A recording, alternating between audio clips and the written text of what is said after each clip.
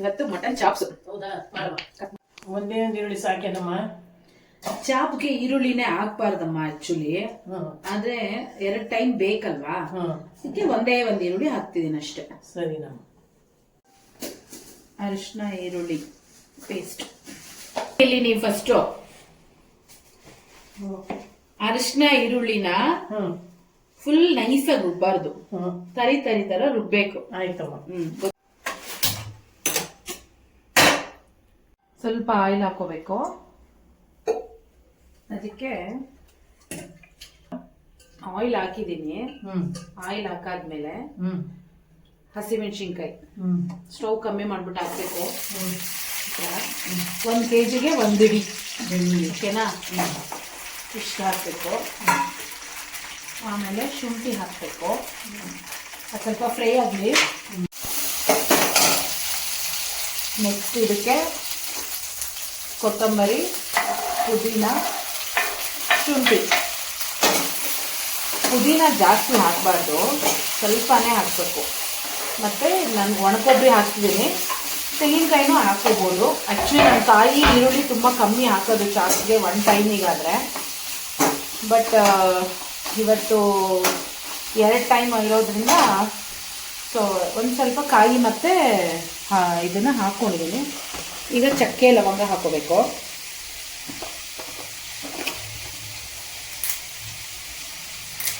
ಚಕ್ಕೆ ಲವಂಗನ ಹಾಕೋಬೇಕಾಗತ್ತೆ. ಇದಕ್ಕೆ ಬೇಕಿದ್ರೆ ಏಲಕ್ಕಿ ಹಾಕೊಳ್ಳಿ. ನಾವು ಏಲಕ್ಕಿ ಎಲ್ಲ ಹಾಕಲ್ಲ, ಯಾಕಂದರೆ ನಾವು ಮಾಡೋದು ಟೋಟಲಿ ಹಳ್ಳಿ ಸ್ಟೈಲಲ್ಲೇ ನಾನು ಯಾವಾಗಲೂ ಮಾಡೋದು. ಮೆಣಸು ಯಾವತ್ತೂ ಅಷ್ಟೇ ಮಟನ್ ಚಾಪ್ಸ್ಗೆ ಮೆಣಸು ಮತ್ತು ಬೆಳ್ಳುಳ್ಳಿ ಎರಡೂ ಜಾಸ್ತಿ ಹಾಕಿದಷ್ಟು ಟೇಸ್ಟ್ ತುಂಬ ಚೆನ್ನಾಗಿರುತ್ತೆ. ಇಷ್ಟು ಮೆಣಸನ್ನ ಆ್ಯಡ್ ಮಾಡ್ಕೊಂಡಿದ್ದೀನಿ. ಇದೆಲ್ಲ ಚೆನ್ನಾಗಿ ಫ್ರೈ ಮಾಡ್ಕೋಬೇಕು.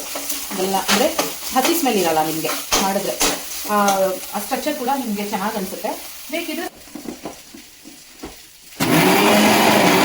ಈರುಳ್ಳಿ ರುಬ್ಕೋಬೇಕಾದ್ರೆ ನೀರನ್ನ ಜಾಸ್ತಿ ಆ್ಯಡ್ ಮಾಡ್ಕೋಬಾರ್ದು. ಜಸ್ಟ್ ಡ್ರಾಪ್, ಸುಮ್ಮನೆ ಅದು ಇದಾಗುತ್ತೆ. ಮತ್ತು ಅದು ತರಿ ಥರನೇ ಇರಬೇಕು. ಸರಿ, ಅರಿಶಿನ ಮತ್ತು ಈರುಳ್ಳಿ ಇದೇ ಥರ ಇರಬೇಕು. ಜಾಸ್ತಿ ಪೇಸ್ಟ್ ಆದರೆ ಚೆನ್ನಾಗಿರಲ್ಲ. ಇದು ಮಟನ್ ಚಾಪ್ಸು. ಮಟನ್ ಚಾಪ್ಸ್ನ ಹೀಗೆ ಒಡಿಸ್ಬೇಕು, ಎಲ್ ಶೇಪಲ್ಲಿ. ಇದೇ ಥರ ಇದ್ರೆ ಮಟನ್ ಚಾಪ್ಸ್ ಅಂತಾರೆ. ಮಾಮೂಲಿ ಪೀಸೆಲ್ಲ ಒಡಿಸ್ಬಾರ್ದು. ಈ ಪೀಸ್ ಒಡಿಸಿ ಇದನ್ನ ಏನು ಮಾಡ್ಬೇಕಂದ್ರೆ ಮಚ್ಚು ಉಂಟಾ ಇಟ್ಕೊಂಡು ತಟ್ಟಿಸ್ಬೇಕು. ಸೊ ಅವಾಗ ಏನಾಗುತ್ತೆ, ಈ ಮೂಳೆಗಳಿಗೆಲ್ಲ ರಸ ಬಿಡುತ್ತೆ. ಚೆನ್ನಾಗಿ ತಟ್ಟಿಸ್ಬೇಕು, ಅವಾಗಲೇ ಅದು ಟೇಸ್ಟ್ ಬರೋದು.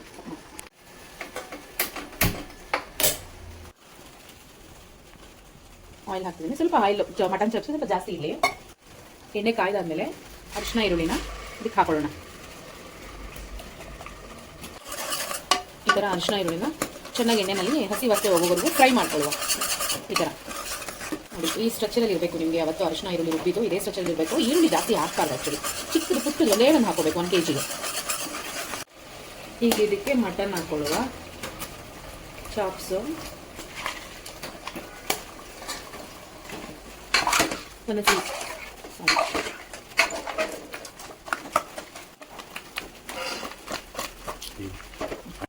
ಈಗ ಇದು ಹುರ್ಕೊಂಡಿರೋದಕ್ಕೆ ಗಸಗಸೆ ಮತ್ತೆ ಧನಿಯಾ ಪುಡಿನ ಹಾಕೊಂಡಿದ್ದೀನಿ. ಇದನ್ನ ಪೇಸ್ಟ್ ಮಾಡ್ಕೊಳ್ಳೋಣ. ಫೈನ್ ಪೇಸ್ಟ್ ಮಾಡ್ಕೋಬಾರ್ದು, ಸ್ವಲ್ಪ ತರಿ ತರ ಇರಬೇಕು. ಚಾಪ್ಸ್ಗೆ ಯಾವತ್ತು ತರಿ ತರ ಇದ್ರೇನೆ ಚೆನ್ನಾಗಿರುತ್ತೆ. ಇದಾಗಿದೆ ಇವಾಗ ರುಬ್ಬಿದ್ದು. ಈಗ ಈ ಸ್ಟ್ರಕ್ಚರ್ ಇದ್ರೆ ಚೆನ್ನಾಗಿರುತ್ತೆ ಚಾಪ್ಸ್ಗೆ ಯಾವತ್ತು.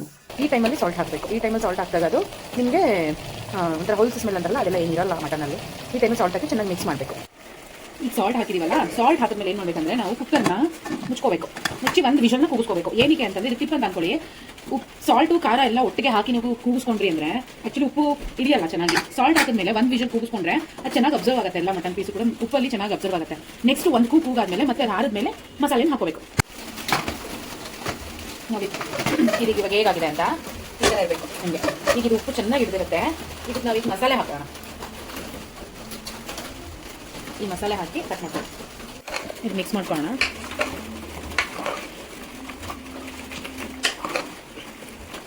ಮಸಾಲೆನೆಲ್ಲ ಸ್ವಲ್ಪ ನೀರು ಹಾಕೊಳ್ಳೋಣ. ಜಾಸ್ತಿ ನೀರು ಬೇಡ ಚಾಪ್ಸ್ಗೆ. ಈ ಥರ ನೀರು ಆ್ಯಡ್ ಮಾಡಿಕೊಂಡು ತಿರುಗಿಸಿ. ಈಗ ನಾನು ಏನೊಂದು 2 ಕೂಗನ್ನ ಬರೀ ಉಪ್ಪಲ್ಲಿ ಕೂಗಿಸ್ಕೊಂಡಿದ್ದೀನಿ. ಇದನ್ನು ಈಗ ನೋಡಿ ಕುಕ್ಕರ್ನ ಲಿಡ್ ಮುಚ್ಕೊಂಡು ಮತ್ತೆ ಇನ್ನೊಂದು 2-3 ಕೂಗು ಬೇಕನ್ಸುತ್ತೆ. ಆ 2-3 ಕೂಗನ್ನ ಕೂಗಿಸ್ಕೊಳ್ಳೋಣ. ಸೊ ಅದಾದ್ಮೇಲೆ mutton chops ready. Mutton chops ready. ಬಿಸಿ ಮುದ್ದೆ, ಮೊಟ್ಟೆ ಮತ್ತು ಈರುಳ್ಳಿ, ಸೌತೆಕಾಯಿ. ಸೂಪರ್.